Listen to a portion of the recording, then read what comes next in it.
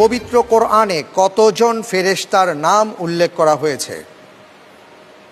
ক 3 জন, খ 4 জন, গ 5 জন, ঘ 8 জন।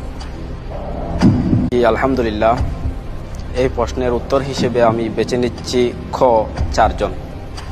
লক করে দেওয়া হোক খ 4 জন। আপনি বললেন পবিত্র কোরআনে কারীমে 4 জন ফেরেশতার নাম উল্লেখ করা হয়েছে। আপনি হাফেজে কোরআন। আপনি যে উত্তরটি দিয়েছেন আপনার উত্তরটি সঠিক হয়নি। উত্তর হবে 5 জন। এ প্রসঙ্গে আমরা আসছি বিশেষজ্ঞ প্যানেলে। মোহতারাম, একটু জানতে চাইব যে 5 জন ফেরেশতার নাম পবিত্র কোরআনে কারীমে উল্লেখ করা হয়েছে, কাদের কাদের নাম যদি একটু বলেন। জিবরিলের কথা এসেছে, আপনি জানেন। জি। মিকালের কথা এসেছে। আর বিখ্যাত হারুত ও মারুত 2 জন হলো, 4 জন হয়ে গেল।